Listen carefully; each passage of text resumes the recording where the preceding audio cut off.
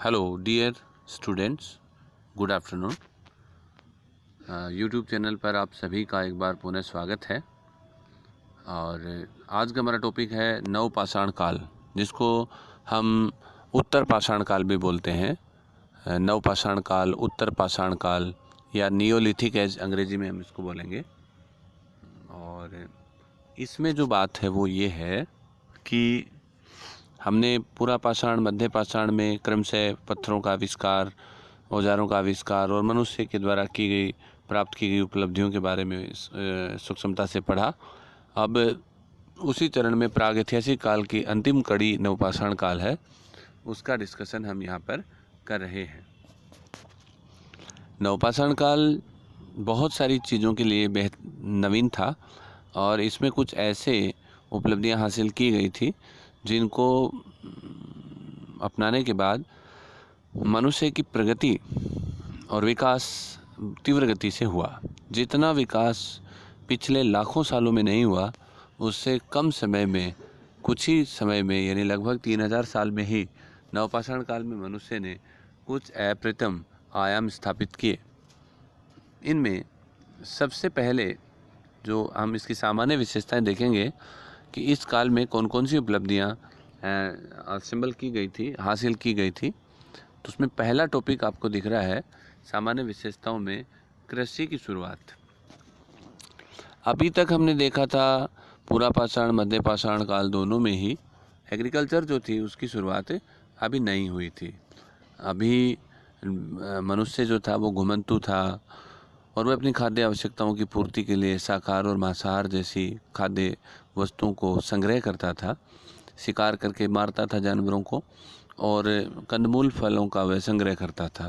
लेकिन अभी तक उसने चयनात्मक रूप से किसी पौधे या किसी फसल विशेष का चयन करके और उसको गुणन अर्थात उसका कृषि कार्य जो है इलेक्टिव रूप से शुरू नहीं किया था। लेकिन नवपाषाण काल में पहली बार ये काम होता है और मनुष्य ने जो है व्यवस्थित रूप से कृषि की शुरुआत की। इसके साक्ष्य हमें कई स्थानों से मिलते हैं।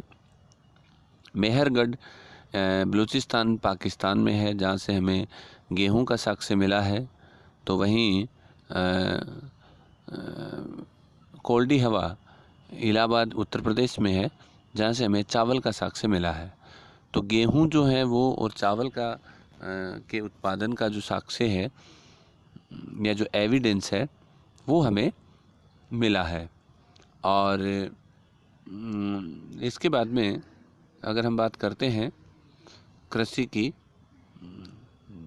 तो ये भी एक प्रश्न रहता है कि सर्वप्रथम मनुष्य ने भारतीय उपमहाद्वीप के किस हिस्से में कृषि की गतिविधियों को शुरू किया था। तो उसका सीधा सा उत्तर होगा बोलन नदी घाटी, जो उत्तर पश्चिमी भाग है भारत का, भारतीय उपमहाद्वीप का। उस समय पाकिस्तान हमारे हिस्से में रहा था। वहाँ पर गेहूं का साक्ष्य का जो एविडेंस है वो 7000 BC से के आसपास का मिलता है। तो वेरी फर्स्ट जो हमारे यहाँ पर मनुष्य ने व्यवस्थित रूप से गेहूं और फिर तत्पश्चात चावल की खेती शुरू की थी। ओके, इसके बाद में दूसरी बात हमारे यहाँ आती है स्थायी निवास। देखो, एक बात आप ध्यान रखेंगे, जब मनुष्य घूम रहा होता है तो डेफिनेटली उसके फूड कंटेंट्स जो होते हैं वो ऐसी स्थिति में होते हैं कि उन्हें प्राप्त करने के लिए वह घूमता रहे। अगर वह रुक जाए तो वह कुछ नए इनोवेशन कर सकता है, या यूँ मानो कि कुछ नए इनोवेशन कर ले तो वो रुक सकता है, दोनों एक ही बात है। तो अगर खेती की शुरुआत होती है तो आपको 3 या 4 महीने एक स्थान पर रुकना पड़ेगा, और रुकना पड़ेगा तो फिर आपको एक आवास की ज़रूरत पड़ेगी। जैसे कि हम किसी खेत को बोते हैं तो जो खेत हमारा, जिसको हम बाढ़ बोलते हैं, या फिर ऐसा बारानी भूमि जहाँ पे खेती एग्रीकल्चर जो है वो कुएं से नहीं होती है और वहाँ पे इरिगेशन नहीं होता है, लेकिन आप किसी दूसरे से पानी ले लें या फिर जो हमारी खरीफ की फसल है वो बो दें और वहाँ आपको रुकना पड़े, आप फसल बोना लग जाएं, तो वहाँ पे आप अपना छोटा सा झूंपा, छान या कोई इसी तरह के टपरी वगैरह हम जचा के या फिर पक्का मकान भी हम बना सकते हैं। तो आवश्यकता आविष्कार की जननी है। जैसे खेती डेवलपमेंट हुआ खेती का, तो 3-4 महीने में फसल तैयार होती है, तो उसको संजोने के लिए, उसको प्राप्त करने के लिए मनुष्य को एक स्थायी आवास की ज़रूरत पड़ी, और मनुष्य ने पाषाण गुफाओं से निकलकर स्वतंत्र रूप से पाषाण को जोड़कर अपने जो है आवास बनाए। और हमें ऐसे अनेक स्थान मिले हैं जहाँ से बस्तियों के आसपास राख के ढेर मिले हैं, एस माउंट्स मिले हैं। तो मान के चलते हैं कि ये स्थायी निवासी थे जो यहाँ पर विभिन्न चीज़ों को पकाने में या फिर किसी चीज़ को जलाकर साफ करने में वो अग्नि का प्रयोग करते थे, और ये स्थायी बस्तियाँ जो हैं वो डिटरमाइन की गई हैं। एक ऐसी ही प्राचीन बस्ती है, वो मेहरगढ़ बलूचिस्तान पाकिस्तान से मिली है, जहाँ से खेती का साक्ष्य मिला है। याद रहे, खेती का साक्ष्य जो गेहूं की खेती है वो मेहरगढ़ पाकिस्तान से मिली है, बलूचिस्तान में। और ऐसी ही जो है हमें साक्ष्य कहाँ से मिला है, ये हमें मिला है बस्ती का साक्ष्य में कहाँ से मिला है, मेहरगढ़ से ही मिला है। अब एक अगला पॉइंट है पशुपालन का उद्देश्य दुग्ध प्राप्ति। जैसे कि हमने देखा था कि मध्य पाषाण काल में पशुपालन की शुरुआत हुई थी, लेकिन मध्य पाषाण काल में पशुपालन का उद्देश्य जो था वह दुग्ध प्राप्ति नहीं होकर मांस प्राप्ति था। लेकिन नवपाषाण काल में उससे दुग्ध प्राप्ति का कार्य भी शुरू कर दिया गया। ओके, उसके बाद में है पहिए का आविष्कार। देखो, जैसे ही पशुपालन दुग्ध प्राप्ति के लिए होता है, तो उसी के साथ दुग्ध को स्टोर करने के लिए किसी चीज़ की आवश्यकता पड़ती है, और वह चीज़ कोई भी बर्तन होता है, जिसको मिट्टी के बर्तन थे उस समय। आप धातु कला तो विकसित नहीं थी इनके लोगों के पास में, इसलिए मिट्टी के बर्तन ये लोग बनाते थे, जिसे मृदभांड बोलते हैं, मिट्टी के बर्तन बनाने की कला। और मृदभांड वो चीज़ है जहाँ पे आप अनाज भी स्टोर कर सकते हैं, तो साथ में आप दुग्ध भी स्टोर कर सकते हैं।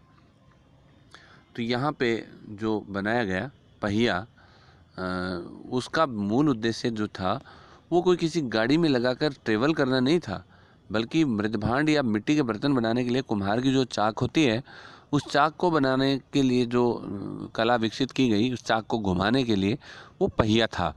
तो पहिया जो था वो मृदभांड या मिट्टी के बर्तन बनाने का चाक के रूप में डेवलप हुआ, जिसकी वजह से मृदभांड बनाए गए। एक अग्नि का आविष्कार भी आप देख रहे हैं यहाँ पर। इस काल की सबसे अप्रतिम उपलब्धि अगर मैं कहूँ तो अग्नि का आविष्कार है। इसकी वजह से मनुष्य ने ऐसा हुआ होगा कि मनुष्य ने कुछ पत्थरों को आपस में टच करते हुए देखा और वहाँ से स्पार्किंग देखी हो। उसके बाद में उसने इसके द्वारा अग्नि प्रज्वलित होते हुए देखकर एक क्रांतिकारी जो घटना है विश्व इतिहास में मानी जाती है। अग्नि का आविष्कार मनुष्य की उपलब्धियों में बहुत बड़ी उपलब्धि है।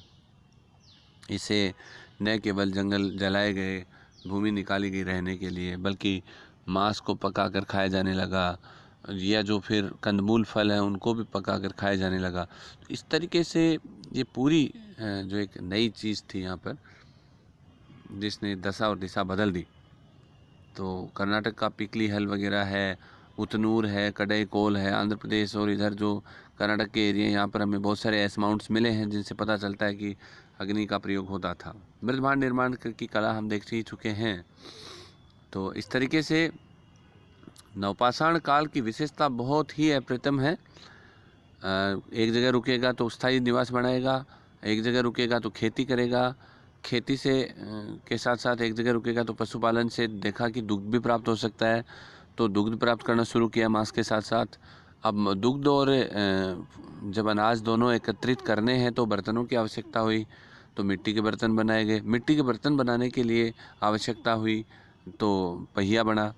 अब जब आपके पास बर्तन भी है, आग भी है, तो उनको पकाकर खाने का भी विकास हुआ, और इस तरीके से मनुष्य डेवलपमेंट के एक बहुत अच्छे आयाम पर आया।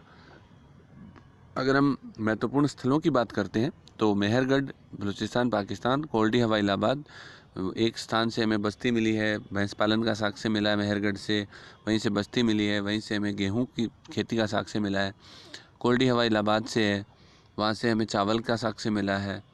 इसके अलावा गुफकराल कश्मीर से है, जहाँ से हमें कुम्हार की गुफा मिली है। इसके अलावा बुरजहोम जम्मू कश्मीर से मिला है हमें, वहाँ से हमें मनुष्य के साथ कुत्ते की कब्र का साक्ष्य मिला है, जो पशु कुत्ते के एक लोकप्रिय पालतू पशु के रूप में होने का जो है प्रमाण प्रस्तुत करता है। और राजस्थान से कोई भी नवपाषाण काल का स्थल नहीं मिला, ये एक थोड़ी ध्यान देने वाली बात है। तो इस तरीके से यहाँ की ये थी। एक बात और, नवपाषाण काल के जो महत्वपूर्ण पाषाण उपकरण हैं, नवपाषाण काल के महत्वपूर्ण पाषाण उपकरण, इसमें आपके आएगा, देखो अब विकसित पाषाण उपकरण बनाए गए, जैसे रिंग स्टोन हम बोलते हैं। रिंग स्टोन का मतलब होता है जिसमें कोई रिंग अर्थात छल्ला बनाया जाए, मतलब उसमें निकाल के छेद जिसको हम बोलते हैं, और वो छेद जो है उसमें हम लकड़ी फंसाकर और फिर कुछ अन्य उपकरण बना सकते हैं। तो इससे जैसे किसी आंगन को जैसे कूटना हो, तो जैसे अपने चक्की नहीं होती क्या आटा पीसने वाली, उसमें जैसे छेद होता था, उस छेद में लकड़ी फंसाकर फिर हम घुमाते थे। तो पहिया जो है उसको घुमाना है तो उसके लिए भी आपको पत्थर में छेद करना पड़ेगा, तो इसको रिंग स्टोन बोलते हैं। इससे न केवल चक्की चली, कुम्हार का चाक चला, बल्कि साथ ही यहाँ पे एक चीज़ और आई कि आंगन जो है वो भी यहाँ पे बनाया गया, और कुल्हाड़ियों में भी लकड़ी के जो हैं वो हत्थे लगाए गए। तो ये एक क्रांतिकारी यहाँ पे इनोवेशन था। ठीक है, इसके साथ आपका पाषाण काल जो है वो लगभग पूरा हो गया है। आप पढ़ते रहिएगा, सुरक्षित रहिएगा। धन्यवाद।